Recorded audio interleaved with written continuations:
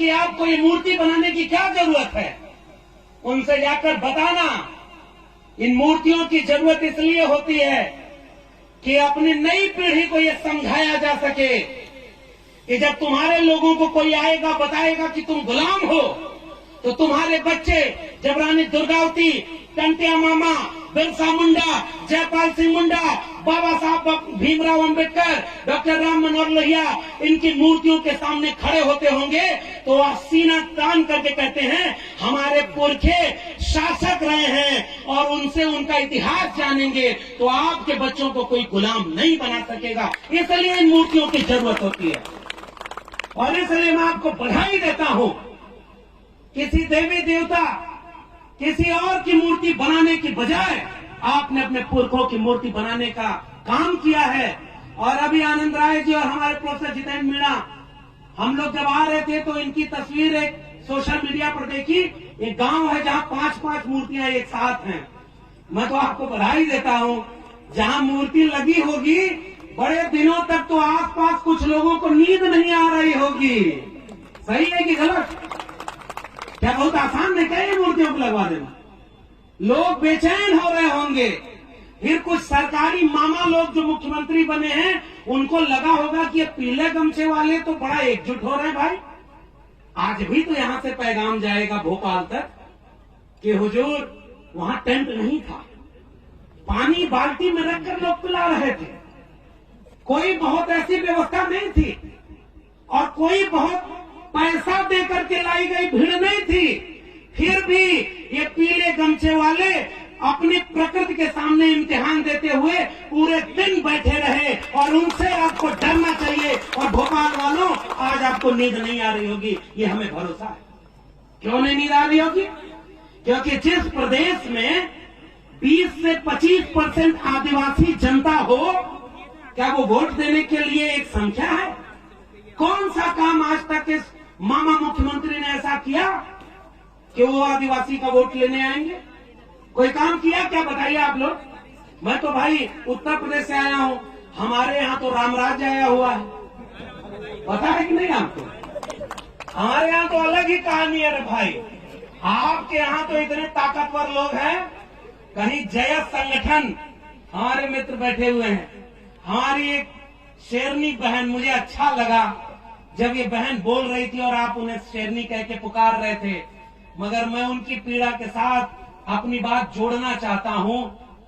इस देश और दुनिया ने जाति के नाम पर जितना अन्याय किया ना, उससे कम अन्याय महिला और पुरुष के नाम पर नहीं किया।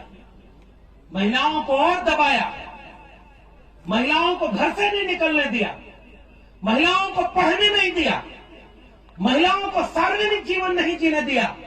और आज जब आप अपनी एक पुरखा वीरांगना माता दुर्गावती को याद कर रहे हैं और कार्यक्रम में इतनी महिलाएं यहां पर बैठी हुई हैं, तो मैं आपको बधाई देते हुए एक वादा करना चाह रहा हूं। हाथ उठाकर वादा करना, भूखे रहना, प्यासे रहना, एक कपड़ा कम पहनना, लेकिन अपने घर के बेटा बेटियों को और खासकर महिलाओं को शिक्षा जरूर दिलाना, ताकि वो आंख में आंख मिला करके अपने वक्त के तनावों को लड़ सके। और तब जब कोई शिक्षित होता है, जागरूक होता है, तब ये बहन जैसा कोई बोलता है। और आज मैं इस बात से भी बहुत गौरवान्वित महसूस हुआ कि ये जो निवारती गांव है, इसके बगल निमावर गांव, और हमारी बहन भारती बैठी हुई, हमने खबरों में पढ़ा कि ये धरती आज भी सोने चांदी पैदा करती है, अनाज पैदा करती है, हीरे जवाहरात पैदा करती है। लेकिन इस देश को कुछ लोगों ने ऐसा जाहिल बना दिया कि इंसान नहीं पैदा कर पाती और हैवानों जैसा काम इसी नेमावर में हुआ। हम यहां से कड़ी निंदा करते हैं और खबरदार करना चाहते हैं। एक बार तो तुमने कर लिया।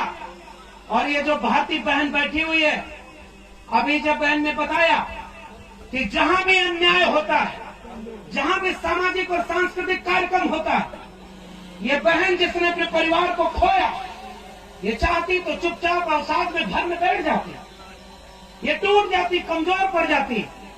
लेकिन जब मुझे पता चला कि ये हर आंदोलन में खड़ी होती है और यहाँ भी आज से आपके सामने कंधे से कंधा मिलाकर खड़ी है।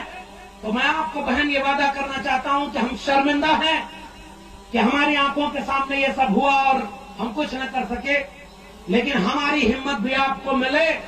आप निडर होकर के हमेशा खड़े रहना, आपके भाई आपके साथ खड़े रहेंगे ताकि हर मुश्किल में आपको अकेला न महसूस हो।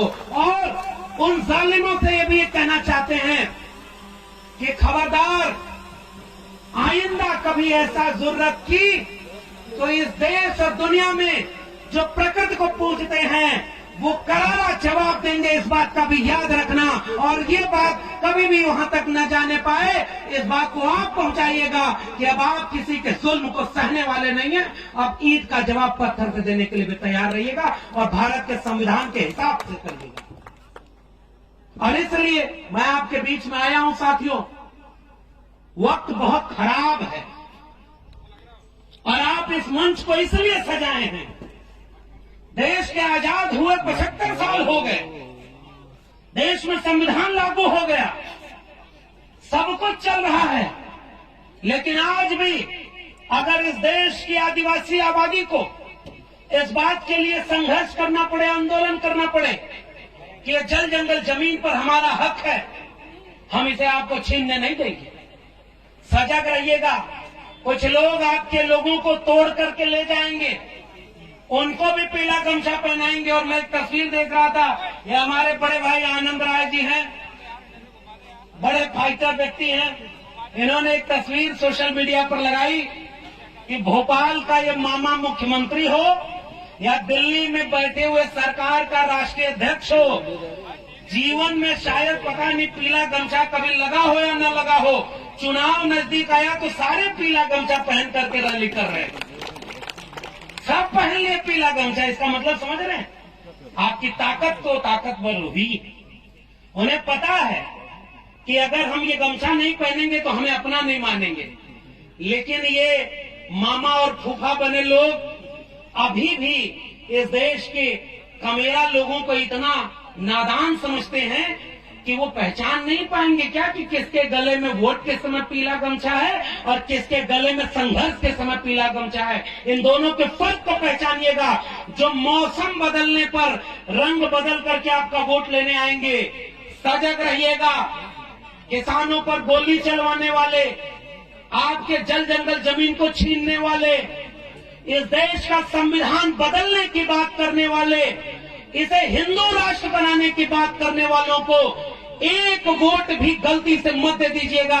यही मैं आपसे अपील करने आया हूं, वरना हमारे बच्चों का भविष्य बर्बाद हो जाएगा और हम इसे बचा नहीं पाएंगे। और इससे अच्छा मैं इस आयोजन समिति के लोगों के सुर में आकर कर रहा हूं। हमारे यहाँ ओबीसी की जनगणना हुई है आखिरी बार, मुझे पर्ची मिल गई है जिसमें कहा गया 2 मिनट, तो आखिरी 1 मिनट और ले रहा। इस देश में कितनी आबादी है ओबीसी की, कितनी आबादी है शेड्यूल कास्ट की, शेड्यूल ट्राइब की, ये बात आपको पता होना चाहिए कि नहीं पता होना चाहिए? जानना चाहिए कि नहीं कि हमारी आबादी कितनी है? और इसलिए जिस देश में भेड़ बकरी को गिना जाता है, पेड़ पौधे को गिना जाता है, जंगल को गिना जाता है, वहां इंसान को जाति के हिसाब से गिना ही नहीं जाता। क्यों पता है? बिहार अभी जाति जनगणना करवाया है, और जाति जनगणना करवा के बिहार में क्या पता चला पता है? मध्य प्रदेश और महाराष्ट्र के बॉर्डर इलाके में मैं हूं और यहां से आपको एक पैगाम देना चाहता हूं। बिहार ने जब जाति जनगणना कराई तो पता चला कि 85 से 90% वो लोग हैं जो SC ST OBC में बांट दिए गए हैं, जो हाथ से श्रम करके अपनी मेहनत से गुजारा करते हैं, और 10% केवल वो लोग हैं जो परजीवी हैं, हमारी मेहनत के ऊपर परजीवी बन के गुजारा कर रहे हैं। केवल 10% है। अब असली खेल क्या समझ में आया? जिनकी आबादी 10%, उनके प्रोफेसर 90%, उनके डॉक्टर 90%, उनके पास जमीन 90%, उनके पास संपत्ति 90%, उनके पास बिजनेस व्यापार 90%, और हम 90% लोगों के पास 10% भी ये चीज नहीं। बताओ, हमारे ये प्रोफेसर जितेंद्र मीणा दिल्ली विश्वविद्यालय से आए हैं, हमने आरटीआई लगा के पता किया है 2020 तक इस देश के केंद्रीय विश्वविद्यालयों में 1% भी शेड्यूल ट्राइब का प्रोफेसर नहीं है। अगर आबादी आपके 8 से 9% है तो आपके क्या 8 से 9%, 10% प्रोफेसर आदिवासी के नहीं होने चाहिए? आपको पता है कि नहीं कि सुप्रीम कोर्ट का एक भी जज आदिवासी नहीं है? फिर ये सुप्रीम कोर्ट किसका है? अगर वहां कोई हमारा जज नहीं, हमारा कोई देश में वकील नहीं, हमारे प्रोफेसर नहीं, हमारे डॉक्टर नहीं, हमारे इंजीनियर नहीं और इन जमीनों पर हमारा मालिकाना हक नहीं, तो ये देश हमारा कैसे है? ये देश हमारा है क्योंकि हमारे पुरखों ने इसे लड़कर हमारे लिए बनाया है। लेकिन थोड़े से लोग हमारे लूटने संपत्ति आए हैं। आओ एकजुट हो जाएं कि अपने हक हुकूक के लिए किसी और को लूटने न दें और अपना हक अपने हाथ में लें, तब जाकर के ये देश सबका बनेगा। हम ओबीसी समाज के लोग अपने आदिवासी भाइयों बहनों के साथ कंधे से कंधा मिलाकर खड़े रहेंगे। हमारी संस्कृति बहुत हद तक एक है, हमारी दर्द एक है, इसलिए हमारी दवा एक रहेगी। आप सबको मेरा क्रांतिकारी इस्तकबाल है, उल गुलाम जिंदाबाद है, सेवा जोहार है। हम लड़ाई मिलकर लड़ेंगे और तब तक लड़ेंगे जब तक संविधान को बदलने वालों को कुर्सी से न बदल दें। भोपाल में सरकार बदलिए, दिल्ली में सरकार बदलिए और यहाँ से कोई शासक निकलकर विधानसभा में बैठे जो हमारे और आपके लिए फैसला ले, उसको वोट दीजिएगा।